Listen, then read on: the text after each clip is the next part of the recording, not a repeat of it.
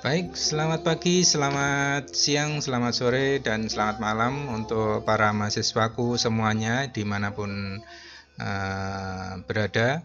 Uh, Kali ini berjumpa lagi dengan saya, pengajar mata kuliah arsitektur kontekstual.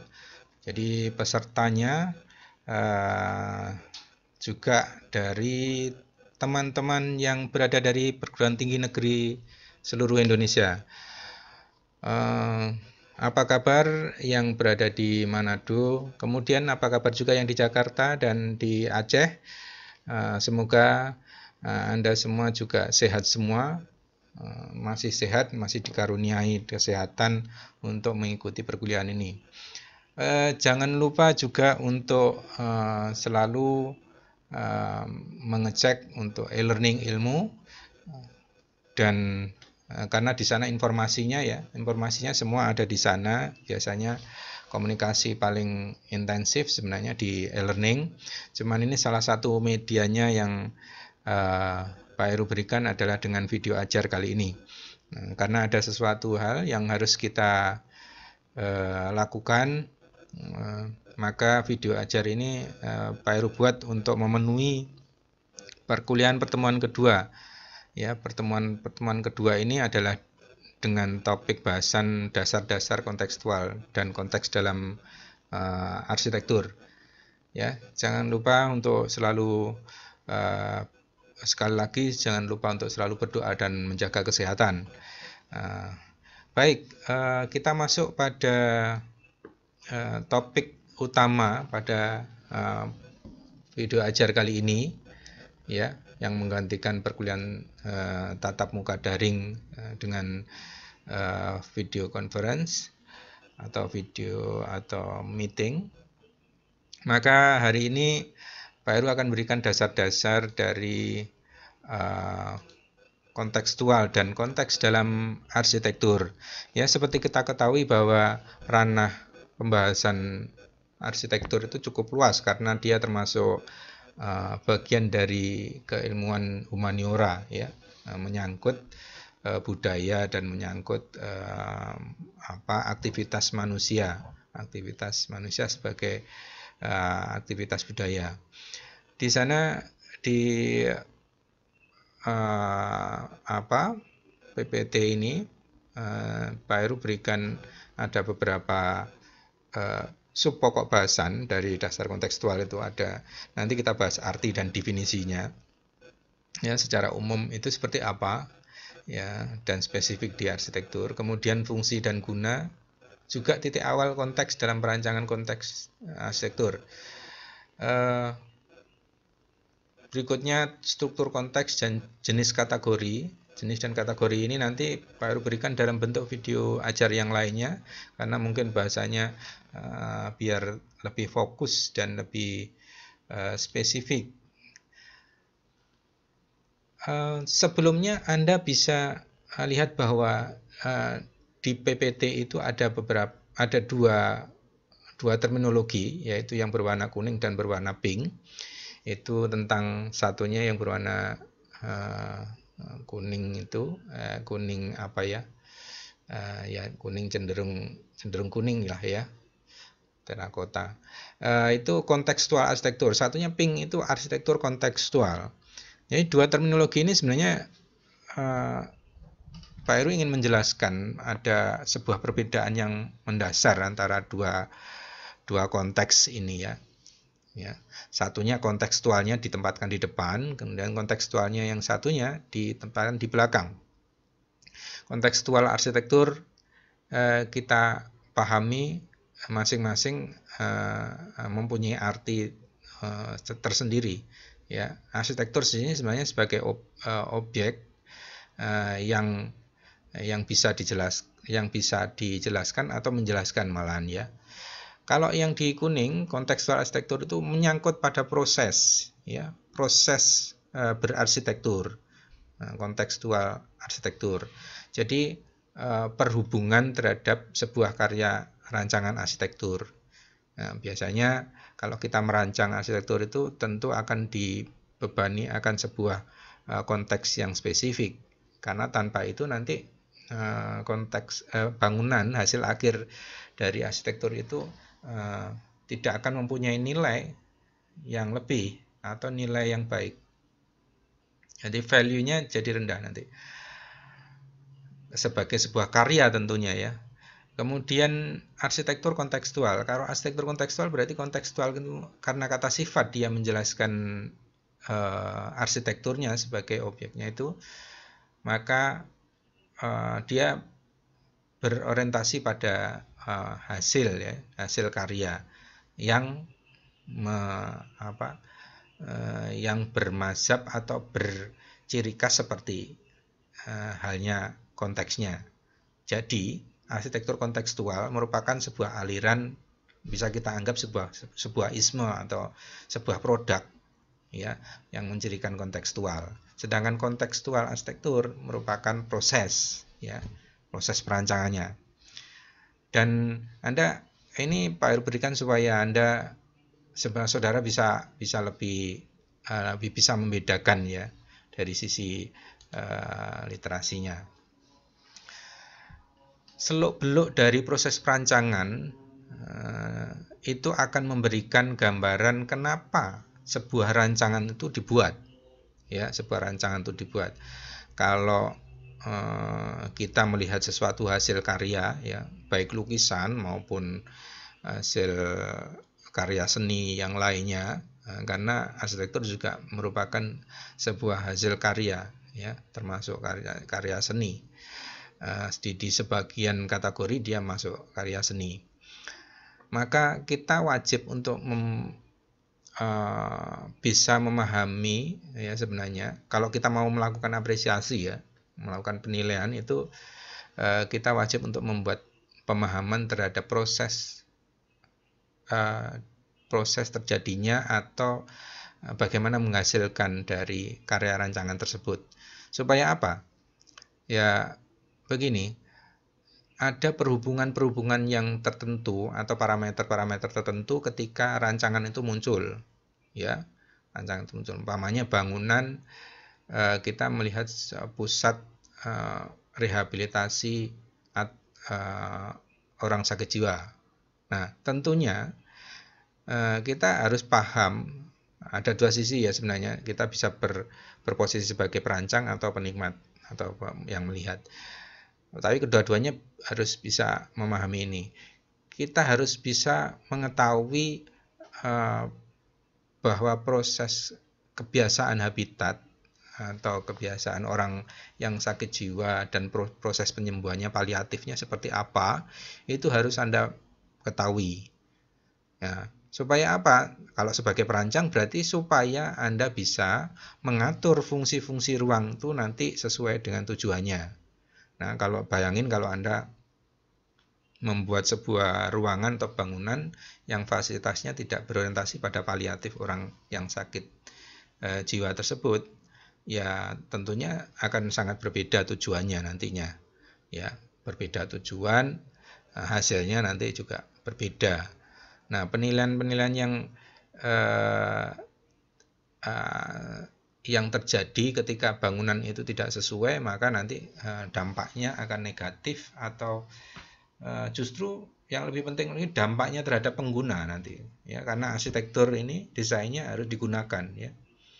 Ya, ini berlaku juga untuk desain-desain industri juga seperti itu ya, atau desain yang lainnya yang pasti mempunyai tujuan kegunaan karena ini digunakan untuk pengguna, untuk manusia sebagai pengguna, maka dia harus mempelajari, mengetahui dan memahami karakteristik dari pengguna tersebut. Begitu juga dengan arsitektur ya. Arsitektur karena hasilnya bangunan itu yang dipakai untuk berhuni nantinya, dalam tanda petik berhuni ya. Berhuni itu punya karakteristik berarti ya. Ya berarti harus diketahui secara jelas dulu. Sebenarnya apa sih arti dan definisinya dari kontekstual itu ya? Kalau kita lihat bahwa kontekstual sendiri sebenarnya adjektif, jadi kata sifat ya. Jadi berhubungan dengan konteks tertentu. Ya, kata dasarnya ya berasal dari konteks, berarti nonnya ya, kata bendanya berarti konteks, yang berarti situasi yang ada hubungannya dengan sesuatu kejadian. Jadi ada perhubungan terhadap sebuah kondisi. Jadi secara linguistik, kalau di situ disebutkan di paparan itu bagian suatu uraian atau kalimat yang dapat mendukung atau menambah kejelasan makna.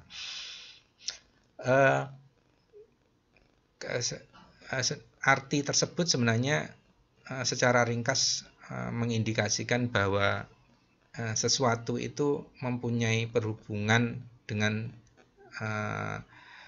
yang lainnya, dengan fakta lainnya, sehingga memberikan kejelasan makna terhadap barang tersebut, ya, terhadap hasil karya tersebut, ya. Berarti mengacu pada sesuatu kejadian. Jadi kalau kita berusaha mengetahui atau memahami, berarti kita berusaha mengetahui atau memahami dari proses rancangan tersebut atau tujuan dari rancangan tersebut. Itu penting sekali bagi Anda untuk membuat apresiasi terhadap suatu karya, ya. Apresiasi sebuah karya desain itu tidak bisa sembarangan Anda lakukan. Nanti kalau tanpa kemampuan kompetensi yang didasari pada pengetahuan dan pemahaman ini tadi, konteks itu, ya susah, nanti akhirnya jadi berantakan semuanya. Sehubungan dengan konteks itu, kita juga harus paham tentang fungsi dan guna. Nah, fungsi dan guna ini kenapa harus Pak Heru jelaskan? Begini, ketika sebuah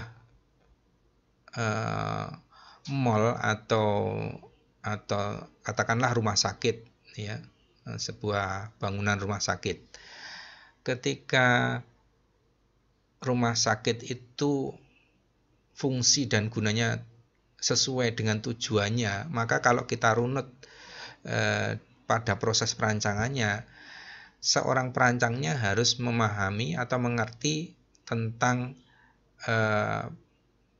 kondisi kebutuhan ketika hunian itu dipakai oleh orang-orang yang menyandang penyakit atau melakukan proses penyembuhan atau healing juga. Nah, tentunya seorang arsitek ataupun perancang itu membutuhkan pengetahuan dan pemahaman tentang kira-kira proses paliatif, pendampingan itu terhadap orang sakit itu seperti apa. Orang yang sakit itu akan sembuh jika dengan sebuah kondisi tertentu. Nah, secara psikis dan psikologis itu Anda membutuhkan fakta-fakta atau dokumen-dokumen yang bisa membantu Anda untuk mengerucutkan menjadi isu yang utama yang harus dibangun, tematik yang harus dibangun, kemudian untuk memenuhi tujuan dari dibangunnya sebuah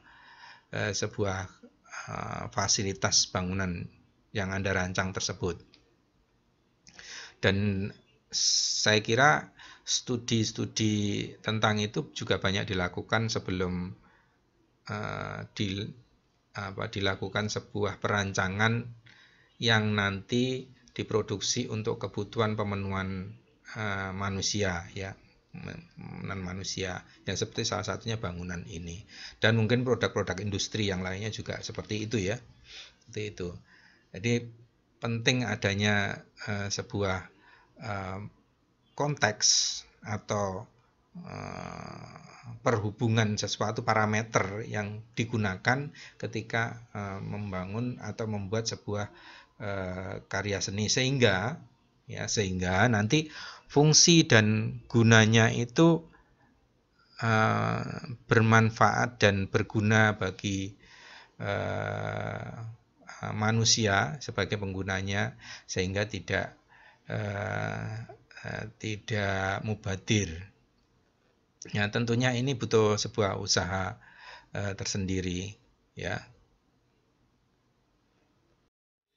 Jadi begini, ketika fungsi dan guna itu berjalan baik, ya, berjalan dengan lancar, maka ada indikasi bahwa proses perancangan yang dilakukan oleh perancangnya, desainernya itu bisa mengidentifikasi isu sehingga muncul sebuah konteks yang sesuai dengan tujuan yang diinginkan.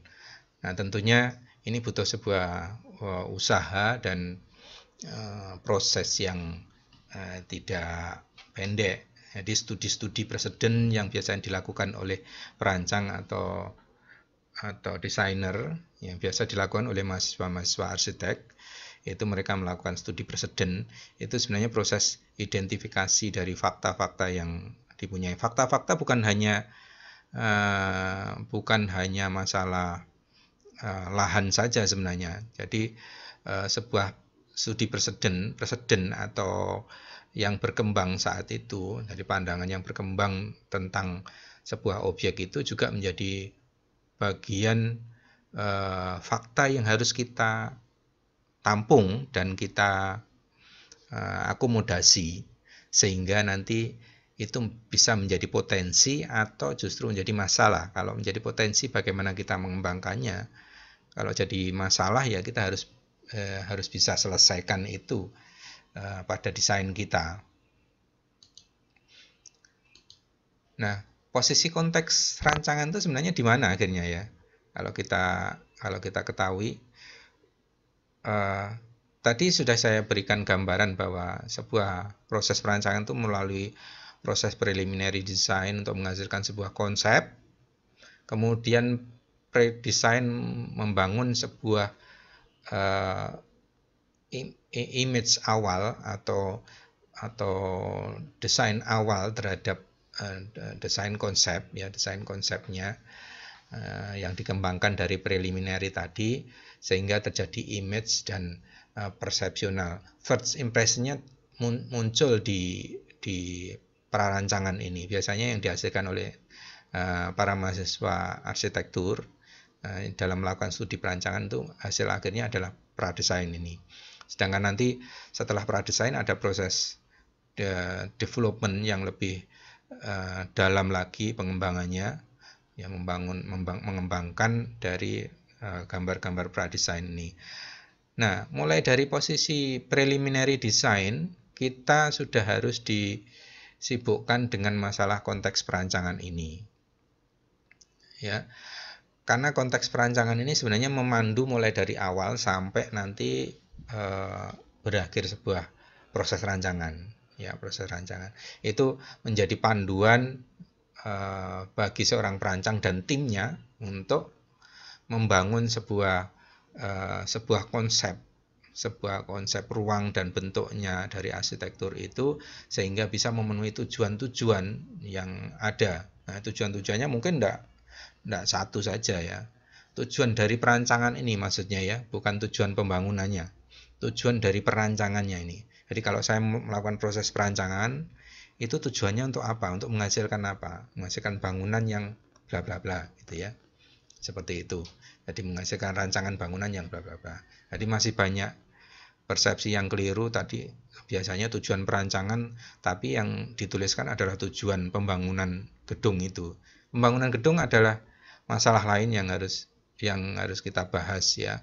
Pembahasan seorang perancang, ya, pada proses perancangannya ini, ketika membuat tujuan perancangan, ya, ketika perancangan ini dilakukan tujuannya untuk menghasilkan apa. Materialnya kan kalau di arsitektur sudah ditentukan ruang dan bentuk, ya. Kalau di ilmu desain lainnya juga mungkin ada material-material yang harus elemen dasar yang harus dipenuhi di sana. Nah, kalau di kita elemen dasarnya yaitu elemen fisiknya bentuk dan ruang tersebut. Ya, bentuk dan ruang tersebut mungkin sangat dibutuhkan cara mengolahnya sampai dengan jadi. Jadi kalau pertanyaannya dalam topik subpokok bahasan ini, posisi konteks rancangan itu di mana? Posisi konteks rancangan itu berada di awal, ya, mulai dari awal tuh. Justru dari awal itu adalah membuat sebuah rancangan yang baik dan benar itu tergantung pada konteks yang dibangun, ya, konteks yang dibangun, karena di sana dibutuhkan tema, ya. Jadi kalau kita setelah proses awalnya begini, seorang perancang itu mengidentifikasi fakta-fakta. Fakta-fakta itu bisa preseden, ya, bisa jadi salah satunya preseden anggapan-anggapan yang muncul, kemudian studi kasus tersebut, kemudian kondisi lahannya, kondisi lingkungannya, kondisi iklim, dan banyak pertimbangan yang lainnya. Itu betapa kompleksnya kalau kita membuat sebuah rancangan bangunan. Itu dari fakta-fakta tersebut akan dimunculkan kira-kira isu apa yang berkembang. Jadi isu apa yang berkembang. Untuk memahami isu apa yang berkembang itu sebenarnya butuh kepekaan dari seorang perancang, ya, butuh kepekaan. Karena kepekaan ini tidak bisa instan untuk didapatkan, jadi harus dilatih melalui, makanya pendidikan arsitektur itu biasanya dilatih dengan tiap semesternya untuk membuat rancangan dengan topik yang berbeda, dengan tematik yang berbeda. Ya, dari situ maka isu-isu muncul itu akan membangkitkan sebuah tema, ya, isunya tentang perusakan lingkungan, akhirnya Anda memunculkan tema green architecture, ya, green architecture atau bangunan arsitektur hijau, ya, arsitektur hijau. Maka dari situ dari tematik tersebut, karena berurusan dengan tematik pasti berurusan dengan konteks itu tadi. Kita mengurut aktivitas dari fakta kemudian menjadi isu, kemudian isu jadi tematik, itu sudah merupakan konteks yang kita bangun. Kita berusaha membuat konteks yang terhadap rancangan kita sebenarnya, ya, membuat konteks terhadap rancangan kita. Jadi mustahil kalau sebuah perancangan yang baik itu tanpa konteks. Akhirnya seperti itu, seperti tagline yang sering Pak Heru berikan, ya. Nah, konteks ini fungsinya untuk apa sih sebenarnya? Ya, ini untuk menjaga sebuah, karena dia sebagai panduan, ya, sebagai pengikat antara mulai dari awal sampai terakhir, maka perancangan itu akan mempunyai konsistensi yang cukup tinggi ketika terdapat tematik yang dibangun di sana. Jadi ketika Anda di sidang dan umpamanya ditanyain tentang konsep ruang dalamnya, interiornya seperti apa? Nah, kok bisa begitu? Karena rujukan kita adalah tematiknya, ya, tematik utama gitu. Mungkin di bawah tematik utama itu ada sub-sub tema yang dikembangkan untuk membangun image di ruang dalam, kemudian ruang luar, mungkin bisa pertampangan, ya, pertampangan dari arsitektur tersebut, permukaan, ya. Jadi seperti itu. Jadi posisinya mungkin jadi sesuatu yang sangat penting dan itu wajib untuk dilakukan, ya. Pak Heru berikan ada sebuah contoh ini, arsitektur hijau ini, ya, arsitektur hijau. Arsitektur hijau pada prinsipnya adalah sebuah kondisi untuk mempertahankan eksistensi manusia itu terhadap kehidupan di permukaan bumi. Jadi gini, kalau kita pahami dalam proses perancangan bangunan arsitektur itu sebenarnya akan menambahkan sebuah entitas ke dalam sebuah lingkungan, ya, entitas pada sebuah lingkungan. Nah, lingkungan tersebut tentunya sudah mempunyai keseimbangan tersendiri pada sebelumnya yang berjalan secara alamiah. Nah, ketika kita masukkan bangunan kita, maka kita akan merubah sebuah proses keseimbangan yang berjalan di sana. Nah, tentunya dengan kenyataan seperti ini, kita perlu untuk memperhatikan sebuah perhubungan baik fakta maupun kondisi di sana yang harus kita sesuaikan ketika kita merancang. Tentu dengan berbekal teori-teori yang kita pelajari sebelumnya, berdasarkan pengetahuan yang sudah kita pelajari, maka entitas yang kita masukkan ke sebuah lingkungan itu bisa beradaptasi dan diusahakan tidak merusak lingkungan sekitarnya, ya. Itu sudah menjadi menjadi tren yang selalu digaungkan oleh para perancang, terutama perancang arsitektur, ya, dengan membentuk terminologi tentang arsitektur hijau ini. Nah, dalam konteks ini, ya, dalam perhubungan ini, Anda ketika merancang dengan konteks ini, tentunya Anda harus paham seluk-beluk tentang arsitektur hijau, ya. Salah satunya ya mungkin mempelajari historinya tentang arsitektur hijau, kemudian ada beberapa pendapat dan pandangan tentang arsitektur hijau, ada beberapa prasyarat atau standarisasi yang mungkin dimunculkan oleh lembaga maupun penelitian-penelitian dari beberapa pakar, ya, yang sudah membuat literasi yang lebih bagus tentang arsitektur hijau ini. Jadi dalam pandangan ini arsitektur hijau berusaha meminimalkan dampak negatif. Ya, perlu sangat dipahami oleh Anda yang mau merancang, meminimalkan dampak negatif yang ditimbulkan bangunan terhadap lingkungan tersebut, ya, terhadap lingkungan yang dimasuki oleh entitas bangunan kita. Nah, kalau kita masukkan terus itu justru merusak atau membuat kondisi lingkungan itu jadi buruk, ya sebenarnya tujuan Anda untuk membuat arsitektur hijau itu juga tidak tercapai. Jadi bisa dikatakan gagal, ya, gagal untuk membuat pembangunan yang berkelanjutan, karena konsepnya arsitektur hijau itu sebenarnya kan untuk menghasilkan sustainable development.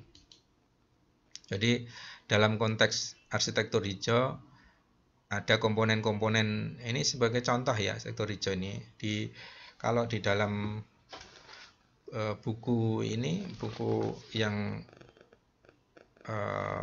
Pak Heru tulis dengan teman-teman mahasiswa yang sudah kami bukukan, itu salah satunya ya ini arsitektur hijau, cuman ada beberapa juga tentang konteks lain, ya, konteks urban design, konteks perilaku, itu juga dibahas di buku ini, meskipun secara singkat tidak detail, ya.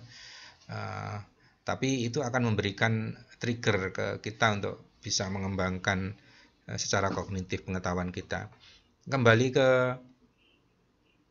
konsep atau konteks arsitektur hijau.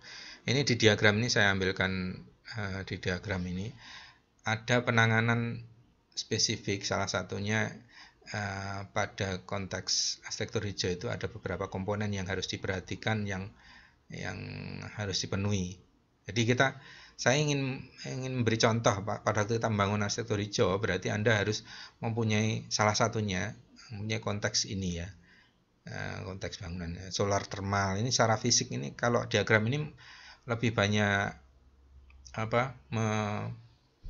menjelaskan dalam konteks fisika, ya, fisika bangunan. Jadi pengelolaan tentang solar thermal, ya, penggunaan sinar matahari, pemanfaatannya, karena kita kaya sekali akan sinar matahari. Padahal energi terbesar yang sampai saat ini belum habis dan tidak habis-habis adalah sinar matahari. Sinar matahari kan ada terus sampai dunia ini berakhir, gitu. Konsepnya kan seperti itu. Jadi sampai saat ini masih belum optimal untuk memanfaatkan solar thermal ini. Ya, di beberapa tempat mungkin sudah digunakan panel-panel surya yang bisa mengubah energi matahari ini menjadi energi listrik dan lain-lainnya. Cuman itu juga volumenya tidak terlalu banyak, ya, kuantitasnya tidak terlalu banyak. karena masih terbatasnya untuk mengusahakan sebuah panel surya itu, karena harganya juga tidak murah.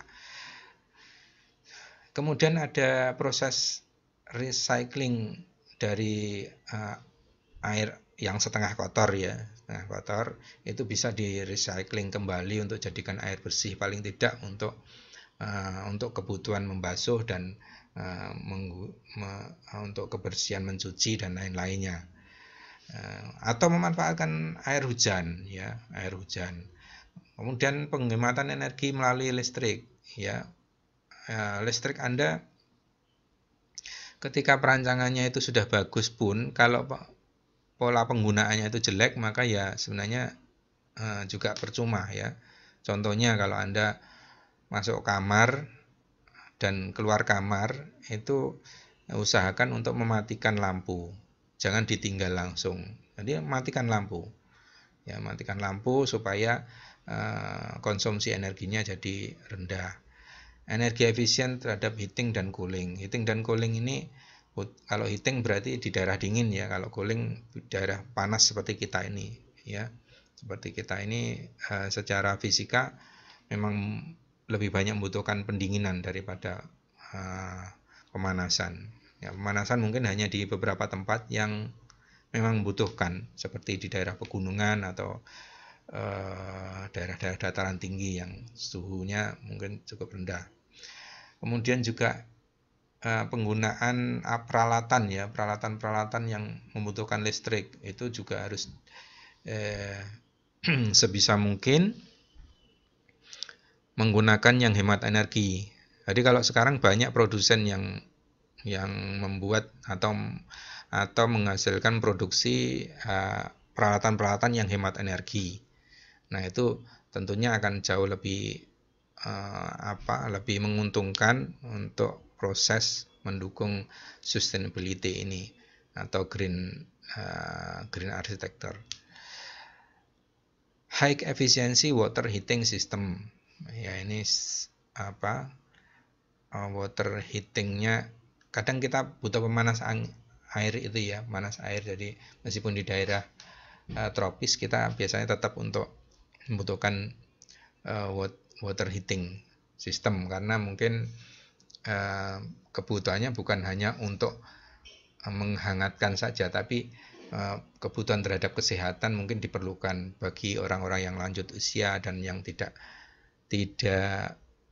nyaman untuk menggunakan air dingin, dan itu mengakibatkan berpengaruh pada kesehatan, ya itu penting sekali untuk keberlangsungannya. Kemudian untuk pengelolaan hasil-hasil limbah dan lain-lainnya itu juga perlu diatur supaya tidak menjadi pencemar di lingkungan. Kalau sudah pencemar ya, seperti penggunaan plastik yang terlalu banyak, itu kan bukannya tidak bisa di recycle ya, tapi cuman jangka waktunya dia cukup panjang, sampai bisa ratusan tahun baru terurai. Itu yang bikin masalah sebenarnya ya, bikin masalah. Kemudian pemanfaatan energi alam itu dibutuhkan. Selain sinar matahari tadi, bisa angin ya, angin bisa pakai turbin ya. Untuk daerah-daerah tertentu memang angin menjadi andalan untuk bisa dirubah energinya ya, karena energi itu sebenarnya kan tidak bisa hilang. Energi itu hanya berubah wujud ya. Jadi pamannya energi angin itu menjadi mekanik ketika sudah dirupakan jadi listrik, dan kemudian jadi bisa menggerakkan motor kita ya. Motor itu maksudnya motor untuk kebutuhan untuk kebutuhan penggilingan, kebutuhan kipas dan lain-lainnya, itu jadi mekanik. Kemudian pemanfaatan air hujan ya, air hujan. Kemudian penggunaan kompos ya, dalam proses natural landscaping itu juga diharapkan dilakukan. Jadi semua konteksnya ini adalah untuk supaya agar tidak merusak lingkungan. Kalau bisa mendukung lingkungan itu jadi lebih baik. Nah, lingkungan jadi lebih baik tentunya ya banyak oksigen, tidak banyak kerusakan, tidak banyak bakteri, virus, ya. Dan itu mungkin saat ini sangat relevan sekali kalau masa pandemik ini kita juga harus berlaku seperti itu. Ya, banyak orang melakukan berkebun dan lain-lainnya. Yang tentunya itu sebenarnya membantu sekali ya dalam proses green architecture. Dan kalau saudara lihat di Surabaya itu usaha-usaha dari wali kota Bu Risma yang kebetulan juga arsitek.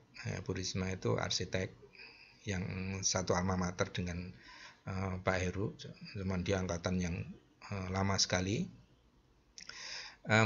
Bu Risma itu melakukan banyak hal yang sebenarnya adalah konsep green ya, memperbanyak ruang hijau, kemudian menata ulang kampung-kampung itu. Jadi kemudian sampah ya, sampah itu semuanya kan sudah ada dalam dalam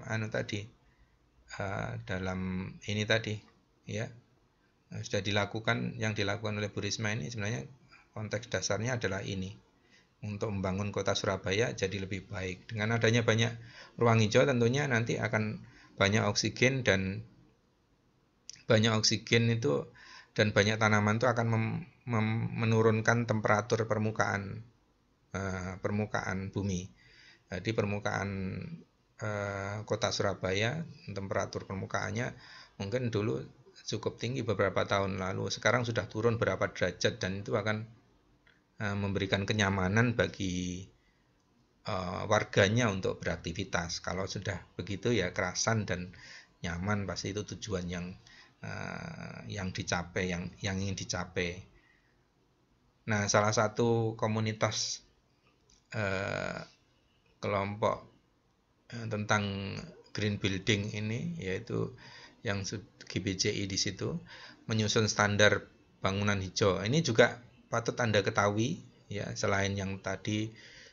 Jadi apapun yang bisa Anda pahami menjadi sebuah fakta yang harus kita ketahui, baik presiden, pernyataan, pertanyaan dan lain-lainnya, itu Anda harus identifikasi dan dikumpulkan, dikompil fakta-fakta tersebut untuk dibangun sebuah isu yang memicu tematik nanti.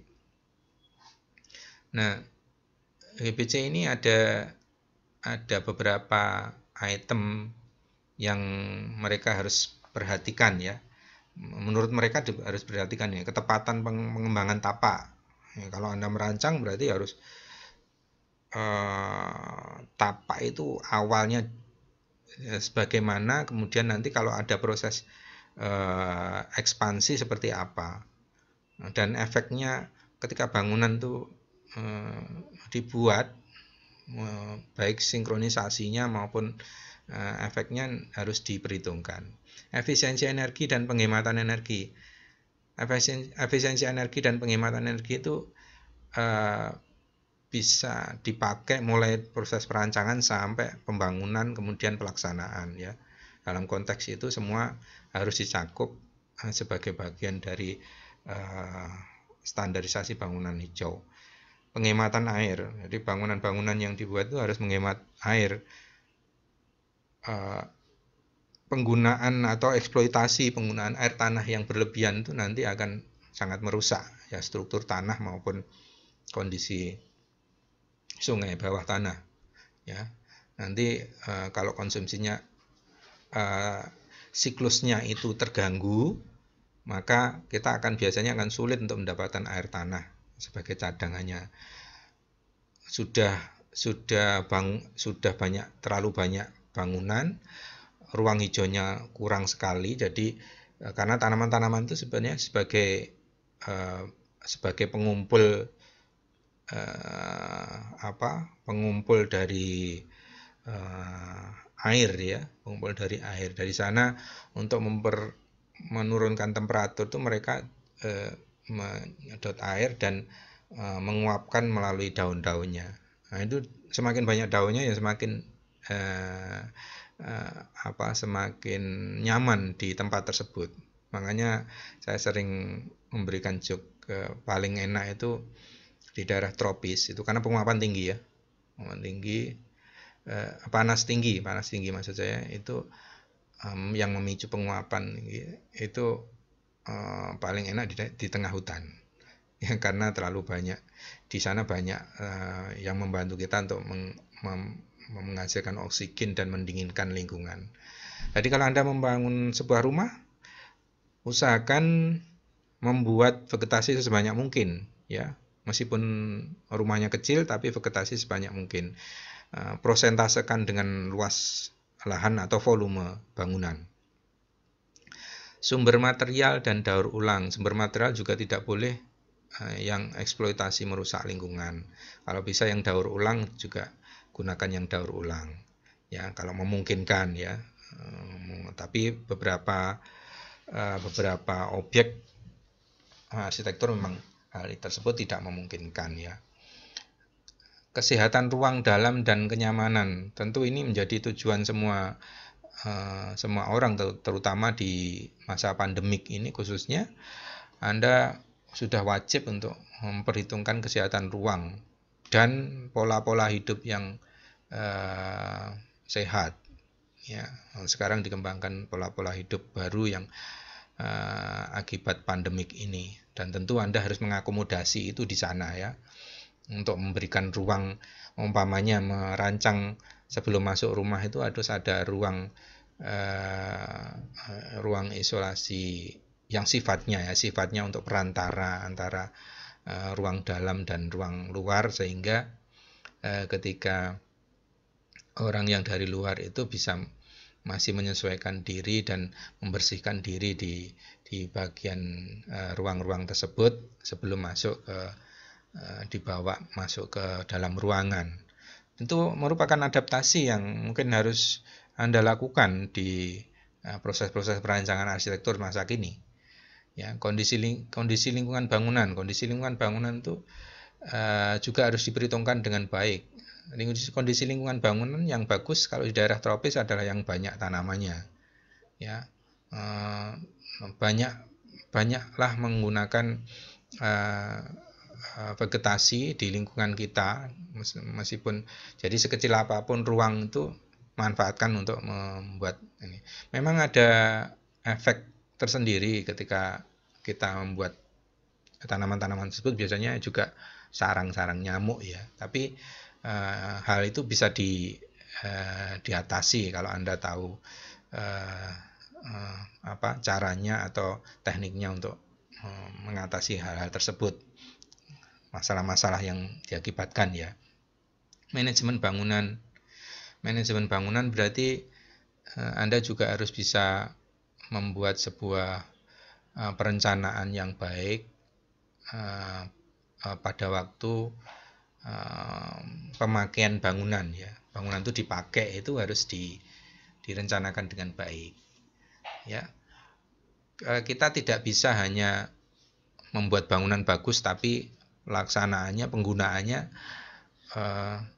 sembarangan atau tidak pada standarisasi tertentu. Itu yang banyak dilupakan ya. Kalau kita seperti kita beli produk gitu ya. Beli produk itu kan ada petunjuk penggunaan ya.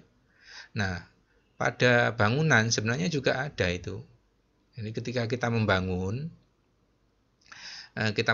itu sebenarnya seharusnya juga ada petunjuk penggunaan yang bisa dilakukan pada bangunan tersebut ya, termasuk standarisasi untuk mematikan ini, penggunaan jumlah lampu yang bisa dipakai, wattnya yang berapa yang bisa digunakan, sehingga nanti tidak terjadi overload dan lain-lainnya, karena semua ada batasannya. Penggunaan energi juga ada batasannya, beban dari bangunan ini juga ada batasannya. Jadi banyak sekali kan kita temui ketika pemilik bangunan itu bisa merubah bangunan semaunya sendiri, tapi tanpa memikirkan petunjuk-petunjuk spesifikasi dari bangunan yang sudah dibuat Jadi pokoknya ditambahi dan lain-lainnya, akhirnya ya begitulah, akhirnya bukan menimbulkan sebuah kenyamanan dan kebagusan terhadap bangunan tersebut, tapi justru malah membuat masalah dan mungkin membuat bangunan itu jadi jelek. Jadi ada banyak masalah yang harus diselesaikan di sana. Baik, itu tadi yang bisa Pak Heru berikan, untuk kuliah video ajar kali ini untuk pertemuan kedua tentang dasar-dasar kontekstual dan arsitektur dan konteks arsitektur ya. Semoga bermanfaat untuk Anda semua, terutama yang mengikuti perkuliahan arsitektur kontekstual dan siapa saja yang memutar video ini untuk kebaikan dan tujuan belajar. Saya sampaikan terima kasih untuk semuanya ya, untuk semuanya para mahasiswa. Jangan lupa untuk membuat resume nanti yang harus Anda setorkan ketika selesai ya.